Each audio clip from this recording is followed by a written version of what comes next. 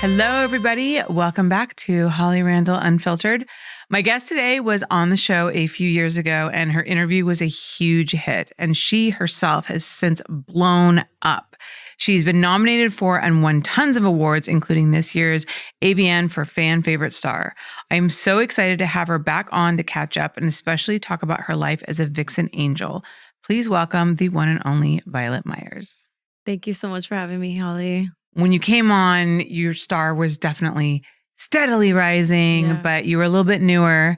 And I mean, a great example, and we were talking about this earlier, of how incredibly big you've become is when I went to X3 and I saw you at your signing table and the line was so long and it snaked like through the convention and it was the longest line there. Yeah. And I think it was either as long or possibly longer than Angela White's. Her and I always have like the longest lines. Yeah. Well, I know her and we just have like such compassion and love for our fans. And I feel like it shows when we go to these events. Yeah, no, definitely. I love Angela. She's like she's an amazing person. She's like one of my favorite people. Yes, she is. A lot of people hold her to like the standard and you is. You are there. And so how does that feel for you? Like when you see a line like that now, when you're at conventions, does it just...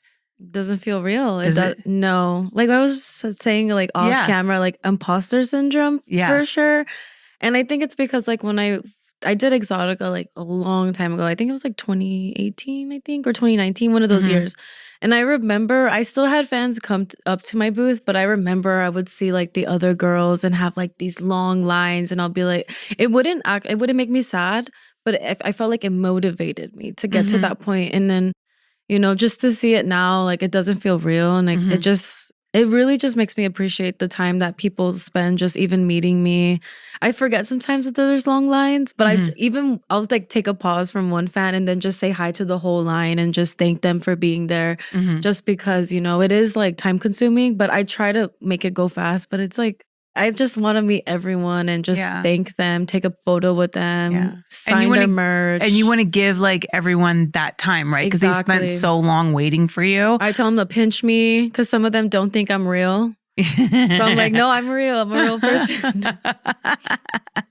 What is like the most common comment that you get from your fans? A lot of them will ask me either on a date or they'll just ask me what's my favorite anime. Okay. Either or. Okay. And they'll ask you on a date like literally right there in line. Yeah, and I'm like, do you follow me first? Because I do go out on dates on my YouTube channel with my fans, and it makes it easier to see them in person because I know that they're like a real person and not like a catfish. But yeah, most of them will either ask me that or the other question, anime. Yeah. So you definitely have this, you know, like I think you've called it before, like this geek side to you that probably a lot of guys relate to and love. Yeah. So what do you think has been the secret to your success? Like, can you kind of imagine? I know it's probably a strange question to answer. I feel because you're always like, what do you mean I'm like, it sounds do you think conceited, that there's a secret? But no, I mean, what do you think makes you so popular? I think it's just my authenticity. I think that people can tell that in my movies that I'm actually like, that's for real. If the guy's not making me come, I'm gonna make myself come. So I'm giving the best orgasm because I was a porn consumer. I mean, I still am, but not as much as I was like when I would watch it earlier. And I feel like a lot of people can tell that I'm being authentic in my movies, but also it carries to social media. And I think also to collaborations with not just like adult stars, but I think also doing it outside of like for example, my interests are obviously anime. So I'm going to want to collaborate with anime people because that's something I'm interested in.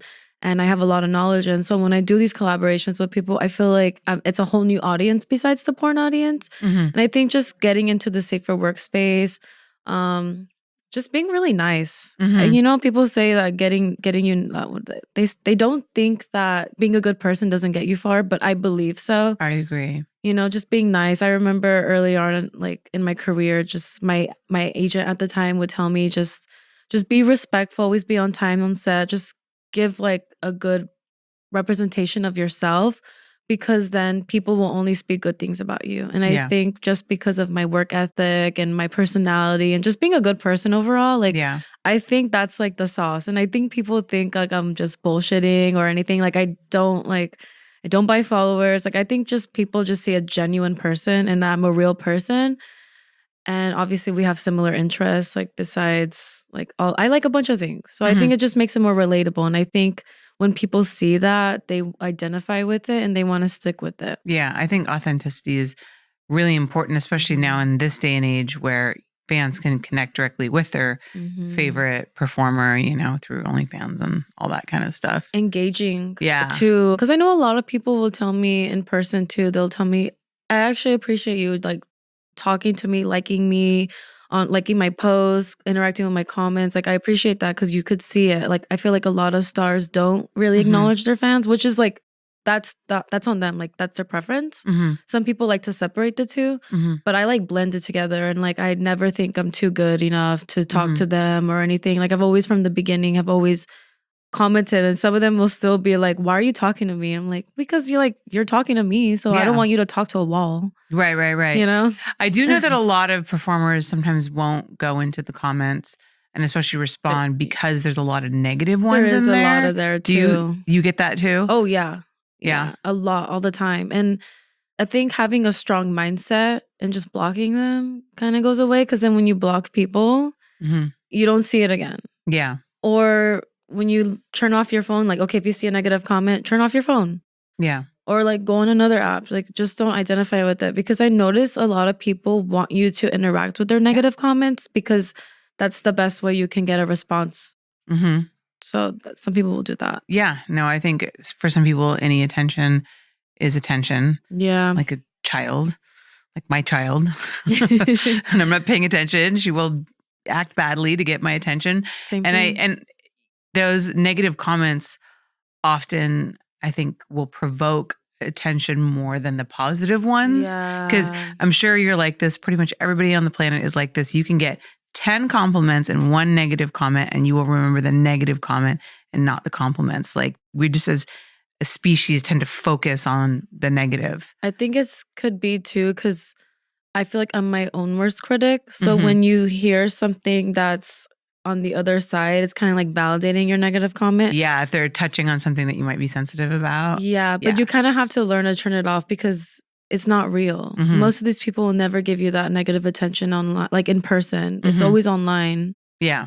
So I kind of had to learn that early on. You're right, because I think it's easy to get caught in the social media bubble and in that world and like think that that's the real world, and all these people who are leaving comments who aren't, you're not face to face with them, you're not interacting with them. You're right. You can literally just put down your phone and they're gone, right? They're not the people in your life that, you know, matter really. Exactly. So it's for some people, I think it's really hard to disengage.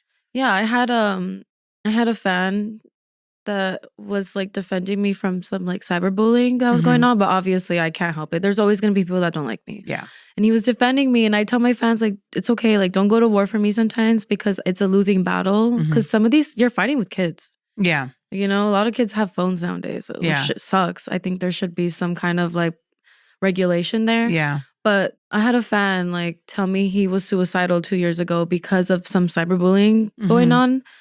And I feel like it's a hard subject to really think about, because that's like the new form of bullying. Because a lot of people, they won't deal with bullying on like in person, so it's online, and they just don't have the strong mindset to really deal with that. So it's hard, honestly. But when you have people that love you and appreciate you outside of online, which I hope people that, you know, get bullied on the internet, you know, there's someone out there that loves you. Yeah.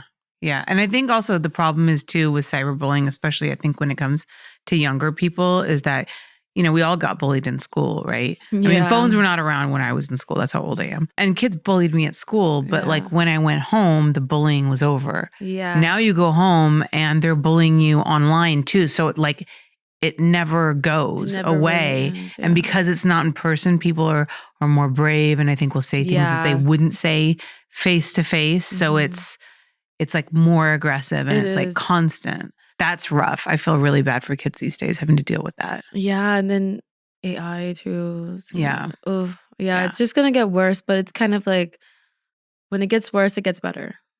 So, I mean, we've always like figured out how to deal with new technology in a positive way, right? Just block it out. There's always, right? Yeah. But it's like that pendulum swing, right? Like it goes, and then we just kind of, figure out, okay, these are these new things. The new norm. Yeah. I know for me, I'm really cautious about my daughter's screen time. And I think before parents didn't really think about that much because it was a new thing, right? So we learn as we go along and we adapt. Humans are, if anything, adaptable. Yeah, because I know with even with COVID when that happened, we just learn to adapt to new situations, and like those who don't, like they don't stay. Yeah, and like it's kind of like it's just life. Yeah. What has been your favorite experience in the industry so far, like since I've last seen you? Honestly, just the set life is so different now, obviously, because I was contracted. I think after we did that video, because I think that was like in 2021-ish, I think. Yeah. I got contracted with Vixen. So then I was contracted with them exclusively for a year and a half. That kind of taught me how to be more of an actress than more of a traditional, like just gonzo star. Yeah. Because I would just do like silly scripts and then just be done. But being on a Vixen set really taught me a lot of patience and how to be an actor. Because I used to think just being a porn star would just be like you go on set, you have sex and you leave. But no, I mean, it's still like that too. But Vixen sets taught me like reading a script, like a long script, and how to act, be more expressional and all this. So I feel like I've changed so much in a positive way because then I learned so much with Vixen that I can carry that now, whether it's my content or with other studios. I just feel like I have so much more patience. Yeah. Because, when you're on their set, they are long sets and they take care of you. That's a good thing. But you really know what it's like to be on a movie set. Yeah. Because it is a movie set. Yeah. And that's the thing. I think what a lot of people don't realize is that if you're shooting like a true cinematic piece, like everything takes time because the lighting setup takes Voice time. Acting. And there's so many elements to it. It's not just like sticking you in a white room that's like just flat with lit, a couch with a white couch, and then you just go for it. It's like in every, moment. If you really look at a movie, it's so interesting because after I started directing, I looked at movies so differently. Every single little fucking tiny shot that you see, it's a 2-second shot. And you don't really register it when you're watching the movie because you're immersed and you're enjoying it. But if you pull back and look at it, like every single one of those shots took time to set up. Different angles, right? All that shit takes forever. But it like looks so amazing, like all of those cuts and all those different angles, like that's what builds the story. And you don't really realize it until you're in it. And then I'll be like on set sometimes like, oh my God, they're making me walk so many times. But then when you see the trailer, the movie, you're like, okay, it makes sense. They want to get the side angle. They want to zoom in with the butt. They want to get the hair flip. They want to, but then it just comes out so good that you're like, it was worth it. Definitely. Yeah, I've learned that and I appreciate it now. Yeah. It's really nice to work with models who understand what that's like because, days can be very long and you can definitely get girls who are like, why is this taking so long? And it's like, because like, do you want it to look like a Vixen production or do you want it to look like a gonzo thing that was shot in like your bedroom? Like, obviously, you got to have both. Yeah. What is your favorite kind of scene to shoot, by the way? Is it like a feature with acting and stuff now, or do you prefer the more gonzo, or is it? I like both. Like both? I like to give my fans both options in case they want a storyline with me doing something that's not like traditional, like a real movie, or, just something where it's like, you're just wear some lingerie, tees, and then go straight to the sex. Like I like giving them both, but I love doing both. Like whether I get booked for a long scene or a short scene, like I'm just there and I'm like, all right, let's do it. Because I'm really going into it thinking like I want to satisfy my fans. Like I do it for myself, obviously. Like I love what I do. Like I will never complain about it. Here and there I will, but it's like very, like who doesn't complain about their job? I love complaining. It's like my favorite thing. Yeah, me too. I like complain about bills. I complain about, sometimes I drink too much water. I pee a lot. Like, we always complain about something. But these are like good complaints. Yeah. Quality problems. Yes, not first world problems, but first world problems, basically. Yeah, both.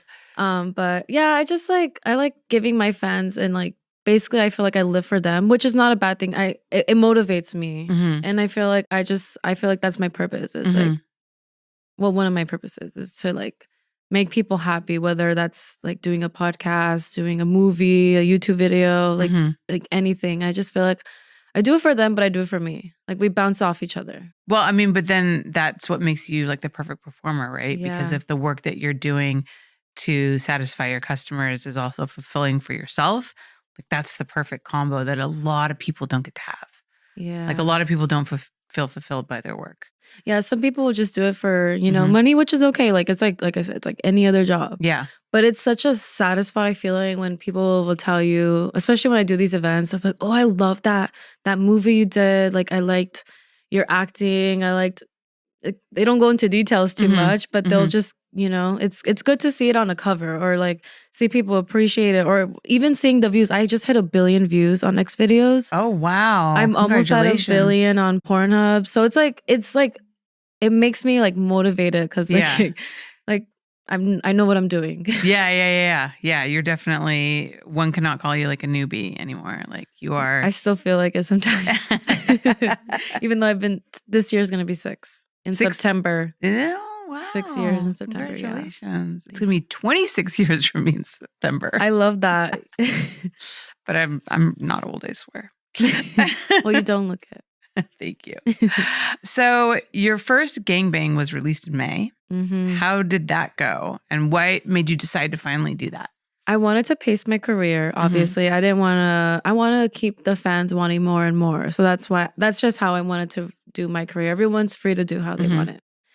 But I felt like this year was the year because like 2 years ago, I did my first anal. Then the next year I did my first CP. Then I was like, okay, now I can do my first anal DP gangbang. I just wanted to pace myself, but I also wanted to be mentally prepared and physically prepared because when you're going into these scenes, your mental has to be there because you have to remember you're in a room full of like a lot of giant dicks. Like they're not gonna give you a small dick gangbang. I could do it for my OnlyFans, but I can't do it for a scene. You know, the movie like a production set because they want to, especially when you're curvy. Yeah, they want to see the penetration. Yeah. I mean, that's the thing. Like a lot of guys ask why are dicks so big in porn, and I'm like, a lot of times it's logistics. You have to be able to see the penetration, and there needs to be enough like of the dick that you can create space between yourself and the performer and open up to camera so you can see it all at the same time.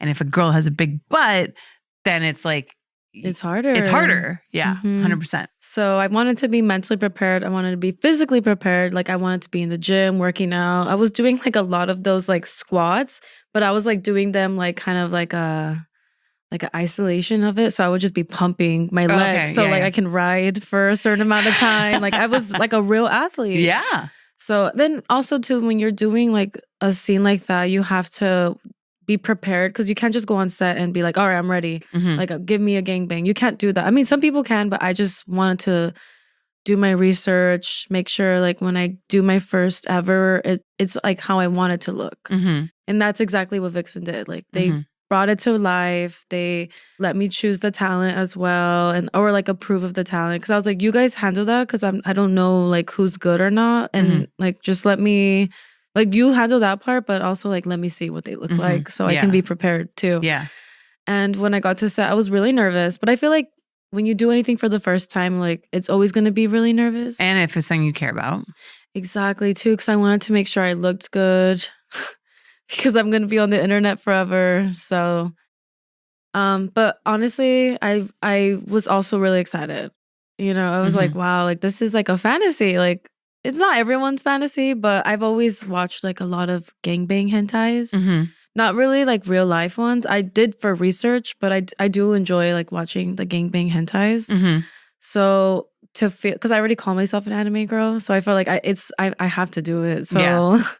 My fans can also see that too. And it was a very fun experience. I would definitely do it again. Yeah. But I would probably have to, I want it with different size dicks. It doesn't always have to be big dicks. Do you want like normal. A normal dick gangbang? Yeah. A normal size dick gangbang? Yeah, I want variety next time. Yeah. So what about gangbangs do you like? Because so often the idea is that the people think that a gangbang is degrading to women. And like, so how do you see it?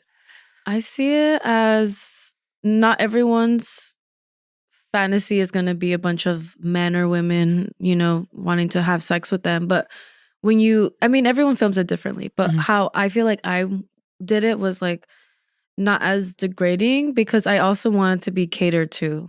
And I also wanted like the guys to be into it as well, as much as I was. And I mean, you can choose as many people as you want in it. It doesn't have to be like 8, like how I wanted. I wanted to go all out. I was like, it's my first one. I might as well do as many as I can. So it was 8 guys? I had like 8 or 9 guys in it, I think. Yeah. There were so many guys. I think it really just depends on how you see it. And you have to remember we're consenting to it. Like I want to do it. And when I do these videos, I want it to be on camera.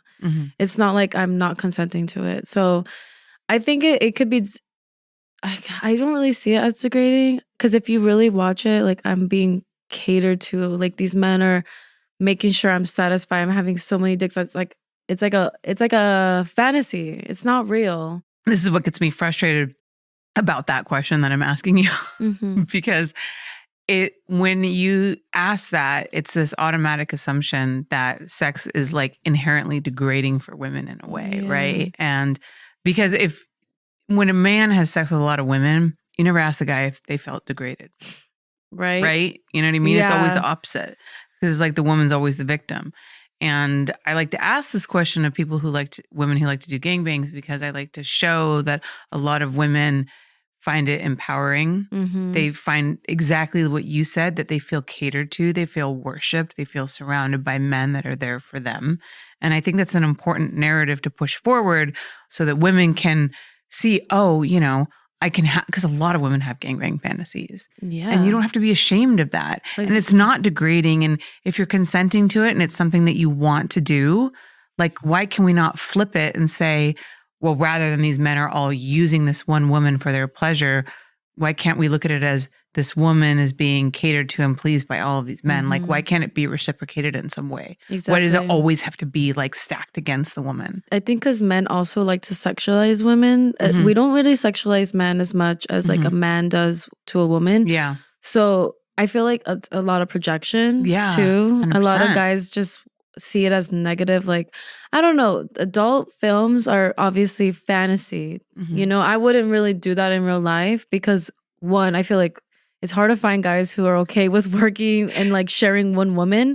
I talk about this too often. Like, it is so hard to organize a gangbang. It is. It is a lot of work. There's always going to be someone there in the corner jacking off because he's feeling really nervous that there's these bigger guys that are there too. Yeah. It's a lot. So that's why it's meant to be on camera only. I know there's people that do gangbangs in like their personal life, but that's hard. Like, unless it's like an NBA team or something, but...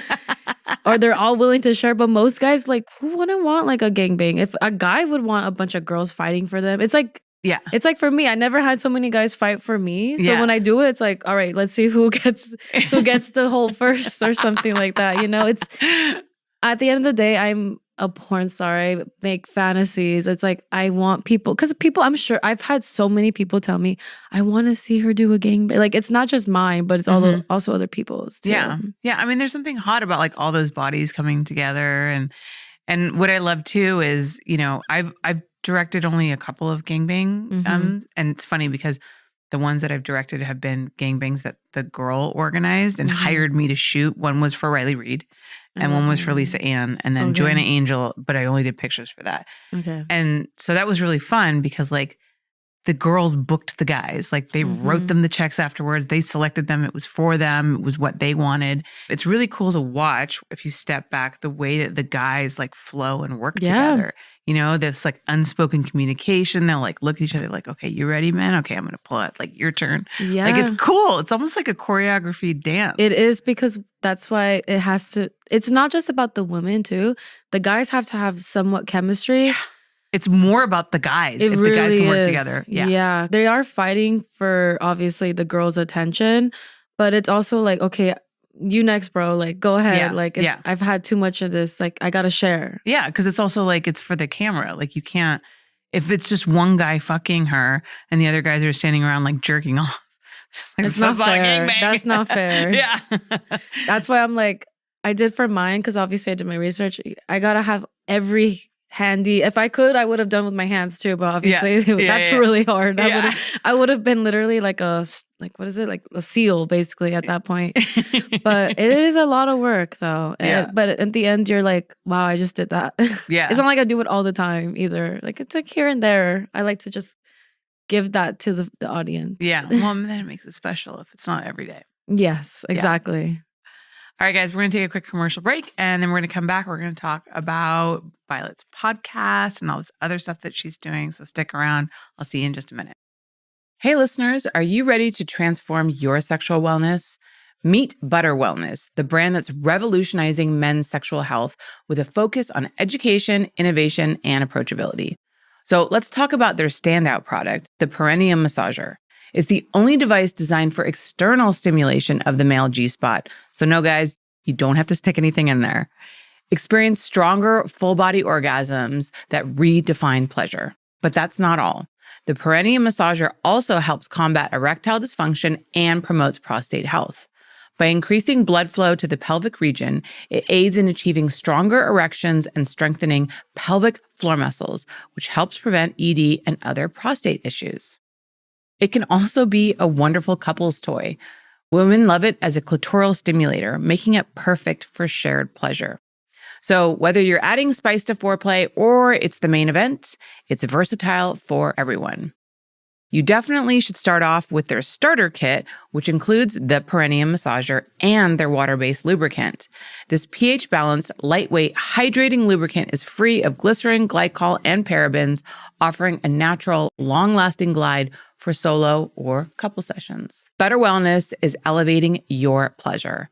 And right now, Butter Wellness is offering our listeners 15% off of your entire order when you enter code HOLLY at butterwellness.com. That's Butter Wellness, BUTTERWELLNESS, and use code HOLLY to get 15% off of the Perineum Massager or the Butter Starter Kit. Butterwellness.com, code HOLLY. The link is in the episode's description. Hey guys, we are back. So Violet, your exclusive contract with Vixen is over. So now you're open to working with other companies. Mm-hmm. Are there any new scenes coming out that people should be excited to see? Well, I got booked for a few VR scenes. Mm-hmm. So I'm gonna be doing more VR. I know my fans love that. Just like other studio work. Obviously, I'm still gonna be working with Vixen. Mm-hmm. I'm still in a contract, but it's non-exclusive. So I can still work with whoever I want. I just gotta fulfill my Vixen Angel duties. Mm-hmm. That's awesome. Mm-hmm. And then being a Vixen Angel, you went to Japan to shoot, right? Yes. Tell us a little bit about that. I've never been to Japan. It looks like such a cool place to visit. It is such a fun, I think it should be on everyone's bucket list just because the culture is so beautiful. That was fun. So it was my idea. We had talked about it when I first signed with them. And then they were like, hey, so we're thinking about going to Japan. I was like, I thought you guys were joking. They're like, no, we want to go. I was like, we don't have to. We can do a whole different... We can go to somewhere in the US so we don't have to spend that much money because I just feel bad. Mm-hmm. And they're like, no, you deserve it. We want to give you it. And it's been a while since they did a huge trip like that. Mm-hmm. And they've invited Kendra was there, Vicky Chase. I think Gianna went, and then so did a few of the angels went. Mm-hmm. And it was fun because it was a group trip. They had a whole itinerary list. And on top of that, we were also taking photos. So yeah, I was in the middle of Tokyo. I was going to say, I saw those photos in the middle of the street. That was real too. What was that like to shoot? Did they stop traffic or was it just okay, Violet, no cars are coming, run out in the middle of the street? So really? when there was a red light, they're like, all right, let's go. So they were taking pictures. I had a lot of people give me stares, but not in a dirty look. They're just is she famous? Who is she? It was so much fun because on top of work, I was also able to experience the culture. We had a translator there, Momo. I love Momo. That's his name. Mm-hmm. And he was just there showing us around. And I don't know, it was just a culture shock, but in a good way. Because obviously I love anime. And just being there, it was so cute. Everyone there, the taxis have anime playing in the taxis. Mm-hmm. The signs, there'll be anime girls on the billboards and everything. It was just a culture shock, but in a good way. And it made me want to work towards retiring and living there when I get older. Oh, wow. Yeah. What was some of your favorite things about Tokyo? The food, the That's what I've heard. shopping. Yeah. Honestly, just how like everything's so walkable. I love that. And I felt so safe. I was wearing a skirt on the last day and like I didn't even get no like cat calls. No one was like looking at me up and down. It was funny because there was like a guy singing, but he was like singing anime openings. It was fun. I don't know. I'll always be grateful for that experience I got from Vixen and giving me that because that was like my first ever international trip. Yeah. And it was cool because I got to go with my Vixen family. Yeah. Yeah. So you have a podcast now. Mm-hmm. Can you tell us a little bit about that? Yeah. So my podcast, it's called The Morning After Podcast. And it basically is just like another platform for me to just dominate and just talk with my friends because I do it with my 2 other friends. And we just we talk about everything. We'll bring on like guests like that I feel like deserve a platform to really talk about their story, but also for us, a good way for us to catch up, but also for people to like listen to like what we have to say. Cause we always have something to say, whether that's like something we see on social media or like the news. It's just like a platform for me to like to talk because I have a YouTube channel and I talk a lot on there.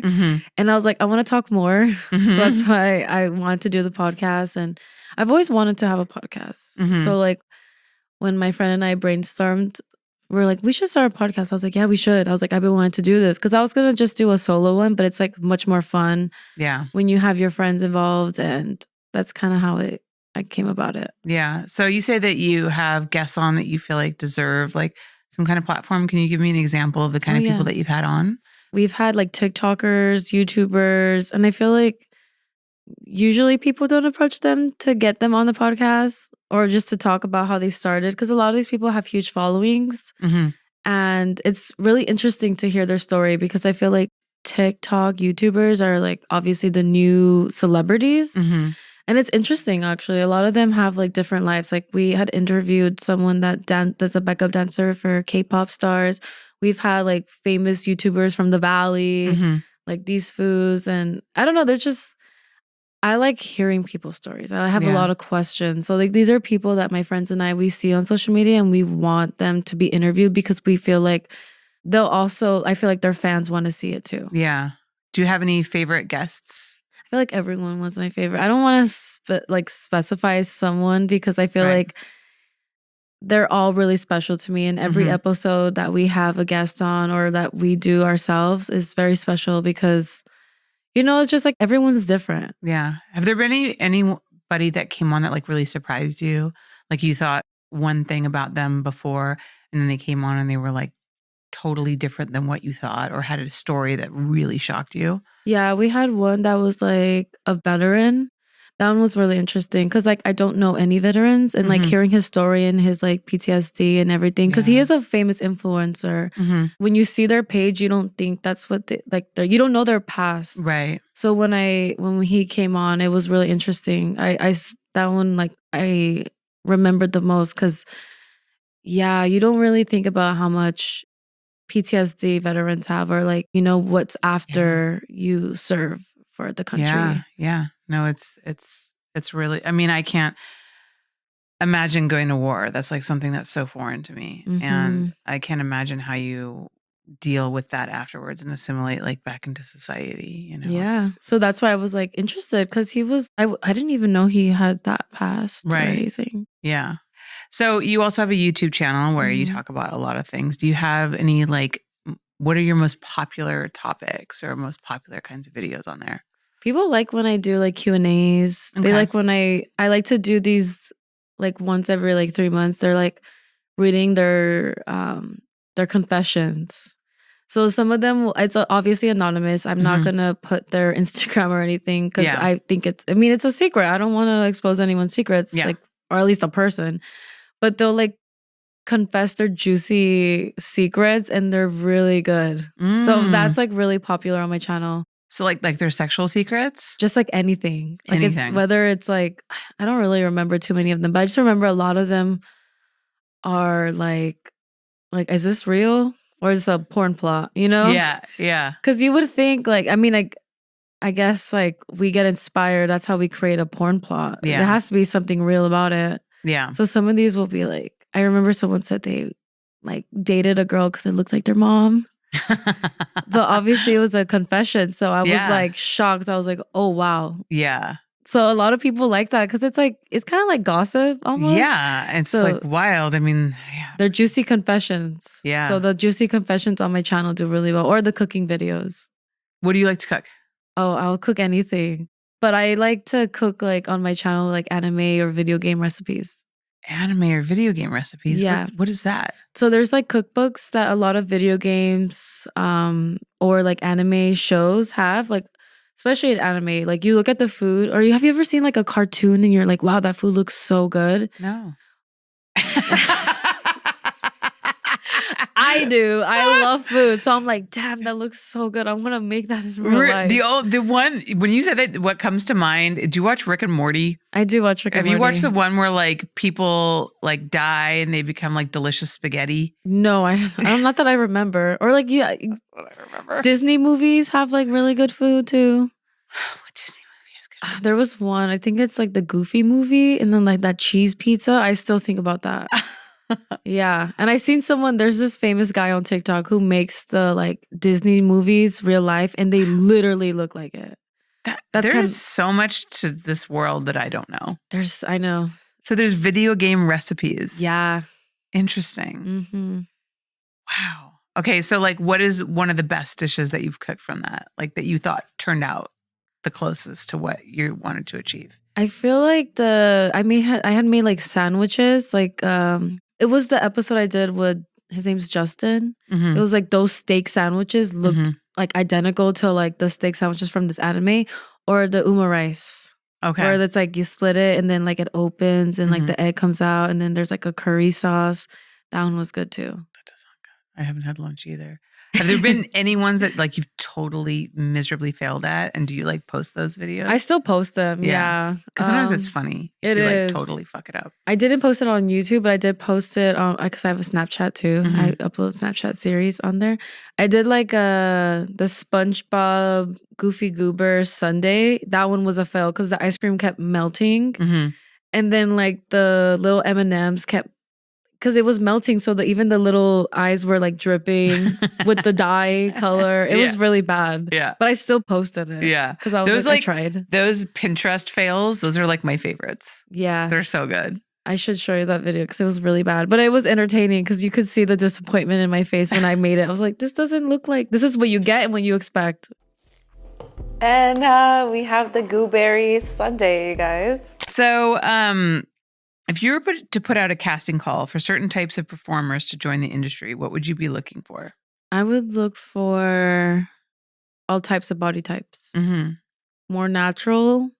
Yeah, more natural bodies. More natural, more diversity. Yeah, because I mean, now I feel like there's more diversity. There's something for everyone. But I feel like it's not like on a set. And it needs to be on a set. Yeah, it also depends on the kind of set that you're talking about. Like a mainstream. Yeah. Because mainstream is very harsh sometimes. Yeah. I mean, they have a very specific like look and a brand that they've cultivated. I found that Brazzers is really good at embracing diversity. They are, I think of like all brands. Ethnicities, everything. I think, and like sizes. They've had like plus size women on. They've done like trans scenes like on the Brazzers site. You know, because they also have like, that company has a whole trans website, but they've put like trans scenes on Brazzers. And I remember I shot one of them, and I just remember like seeing the feedback, and some people were like horrified, and other people were like, actually, this is great, because I would have never sought this out. I would have never gone to a trans site and looked for a trans scene. But since it's here and I'm already subscribed to the site, I watch it, and actually turns out I actually kind of like this, and I think it's hot, which I think is great. Like the opportunity to, you know, expose people to different kinds of, you know, scenes that they may not have otherwise known that they might like. Yeah, because people usually, I notice too, because I'll ask like normal people who like, I'm like, what do you like? Do you have a favorite porn star or anything? They're like, no, I just watch whatever's on the homepage. Yeah, not everybody like has a very specific person that they're looking for. Yeah. Do you still think that there's room to grow when it comes to like curvy girls being fully accepted in the industry? Yes, I think so. Yeah, especially like the natural bodies, because obviously, like no one's ever gonna have like a flat stomach or abs and a fat ass. Like that's really unachievable. But we should learn to love like cellulite, love handles, a little, a little fupa. Yeah. Not everyone's gonna have like a perfect body. Because when you really think about it, I go outside, and I see a bunch of like thicker women or like just. I mean, obviously people are going to be in shape, but it's like not everyone has a Victoria's Secret body. Not everyone has like big boobs, flat stomach, and a big butt, So I think diversity is very important, because then also as a viewer, like a woman, you're not just generalized to having that body. And I feel like women, where our bodies are objectified and a lot of people expect us to look a certain way. So I think there should be definitely more curvy women, because then it gives like normal women the expectations, like I don't have to look this perfect, like this. I think that's why a lot of women, like when I do conventions, a lot of them will come up to me and say thank you, like for representing like thicker thigh women, or like just thick women in general, girls with like saggy tits, because I do have natural saggy tits. It's not a bad thing. It's like it's normal. It's like real. Yeah. So I think definitely it needs to be more represented, and in a positive way, not in a negative. Because I remember like hating my thighs when I was in high school and thinking they were so huge. And of course I was like so much lighter than I am now. And now I'm like okay with the size of my thighs now. I'm like, fuck, I wish it was like that back when I was younger. But I agree with you. When I see thicker women, and I've noticed that my perception has changed. And I think it's been shaped by being in the adult industry and being around so many people that embrace diversity and meeting so many like bigger women that are like proud of their sexuality and not afraid to get naked in front of the camera and are empowered women. And I think that has shaped the way that I see women, because now I'll see like a thicker woman out like wearing, like more revealing clothes. Whereas, I mean, look, to be honest, like 20 years ago, I might have been like, oh my God, why is she wearing that? And now I see that and I'm like, you know what? Fucking she feels confident. Good for you. Like that confidence that you're wearing right now is sexy. And like, exactly. I love that. Like, and I admire that. And I find that, and it's actually attractive. It's attractive. It is. Which is like something that I think that I never would have thought I would have seen before. And of course, I was so much more self-critical when I was younger, because you just tend to be. And now it's like comparison too. Yeah. And now that I'm like older and I see that, I think that's helped me embrace like my changing body. Like you mentioned, like accepting cellulite, like that's the hardest thing. But it's like, I got that. I mean, I'm 45 and I had a kid. Like I could just Photoshop it. Yeah. I mean, I don't get me wrong. I do love that too. I love doing that. But I'll like, I'm like wear shorts out. I'm like, this is normal. What it is. Yeah. I feel like guys generally, they don't care the way that we think they do. Yes, they don't. Really like the way that women way that we view and criticize ourselves. I feel like majority of men do not look at us the way that we look at ourselves. No. And then also too, I was having like a deep thought a few days ago. I even tweeted it, but I deleted it because people were like, are you okay? But I was like, we don't really like know what we look like to someone else. Like how I see you right now is what is different than when you see in the mirror. So we are our worst critics. But the body dysmorphia stuff is real and it's crazy. And I noticed it especially because I've spent most of my life behind the camera, right? And now like I'm in front of the camera a little bit. And the way that I see myself and the way other people see me, and I compare that to like when I shoot a model, and the model's like, if I get a model who's got some insecurity, she's like, oh God, I hate that part of me. I'm like, I see that and doesn't bother me at all. Like I don't even notice it. And that's the first thing she looks at. And I'm always like, why would you hyper focus on that? Like nobody else sees that. But now like that I'm spending some time in front of the camera, I do the same thing. My eye goes to whatever part of my body I hate. That's the first thing I look at. And I'm like, and then it like colors the entire thing for me. And nobody else is seeing that. And it's wild. Yeah, that's why I kind of learned to like, you know what? Just kind of just be happy that you're just healthy. Because that's the number one thing is health. Yeah. How do you take care of your health? I go to the gym a lot, obviously, because I feel like mentally adrenaline rush and everything, just feeling like I did something for my body correlates mentally. I don't know. That's just me. No, I'm the same. I go to the gym so I don't lose my mind. Yeah. And if I don't go to the gym, I'll just watch what I eat. Because what you eat too can affect your mental. You can't really eat too much fast food.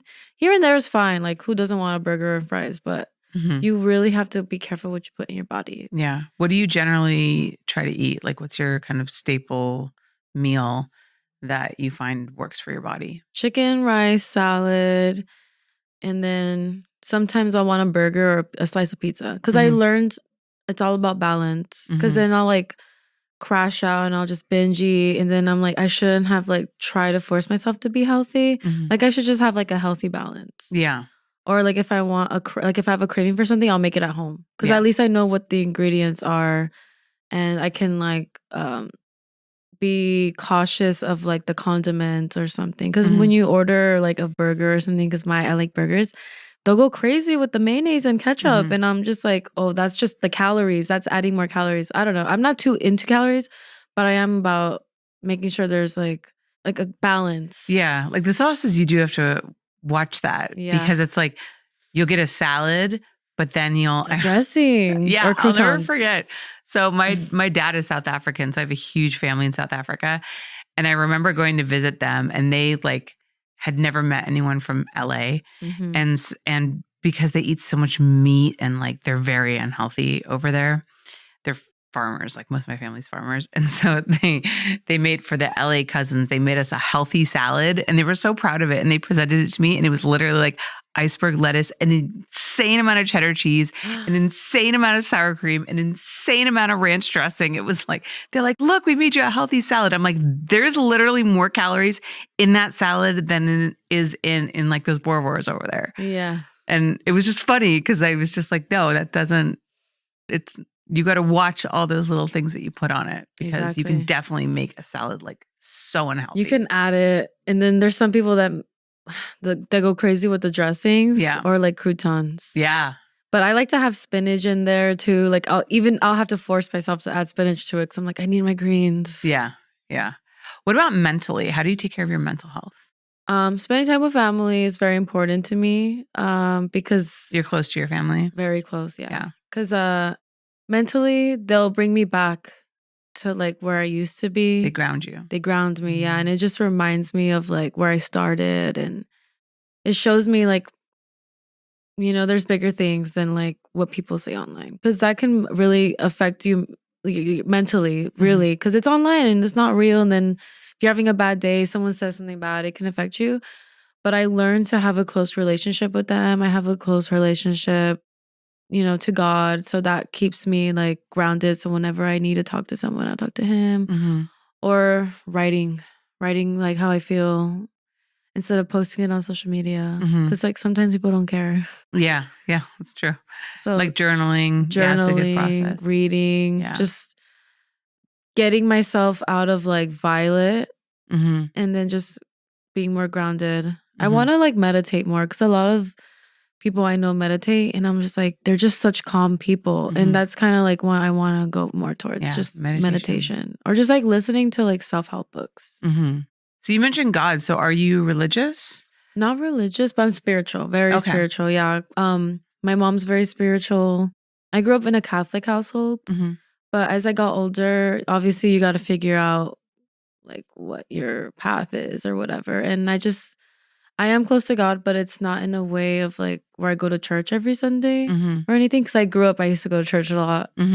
But, you know, I don't have to go to church to talk to God. I can go in my room. I can shower, talk to him. Like there's just different ways. But it's just like more of a touchy subject for me, because I know a lot of people, because of what I do for a living, they think that I'm this like other type of person. But you know, just like everyone else, like clock in and clock out, you know. I can mentally check out and go back to real world. Yeah, I think the family thing is really important, because I'm going to assume probably that when you're with your family, you don't talk about like Violet Myers. Like you are who you are. We like and talk you about that person. We talk about like dumb stuff. Yeah. Or like silly stuff, like memes.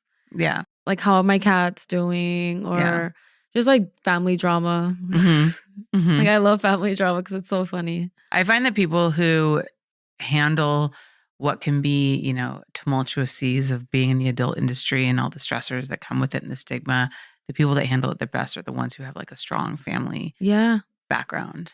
And I think a lot of people assume that adult stars, like their family, I mean, some of them do shame them. And it's like, I feel so bad. Yeah, those are really rough. Because I know a lot of people that wish they had that family. And that's, you know, they'll create another family. You know, you'll find, like, family doesn't have to be blood always. It can be like your closest friends or even a fan too. Like a lot of my fans I'm so close to, and like I'm always there for them and they're there for me.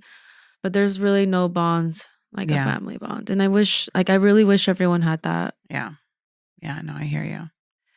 Well, Violet, thank you so much for coming on. Thank you for having me. It's such a pleasure to connect with you again. We're going to do a little bonus Q&A for my Patreon members that will be available only on my Patreon site. But for now, can you tell everybody where they can find you online? Yes, you could find me on YouTube, Waifu Violet, WAIFU Violet, and the same with my Instagram. And then if you want to find all my official social medias, it's linktree.com/Violet Myers. Don't get catfished because I do have a lot. Yes, catfishing. And you know what I also just remembered? Just because I don't want Damon to yell at me, where can people buy your fleshlight? My fleshlight, yes, you guys. If you want a chance with me, but you're afraid to meet me, buy my fleshlight. Fleshlight.com/Violet Myers. It's the closest thing. I've had so many people tell me that use my fleshlight and have fucked me, and they're like, this is the fucking same. So the only thing is, obviously, I mean, put a VR glasses. Yeah, there you go. You know? And your fleshlight fits in your drawer. It's so easy. You don't really fit in the drawer.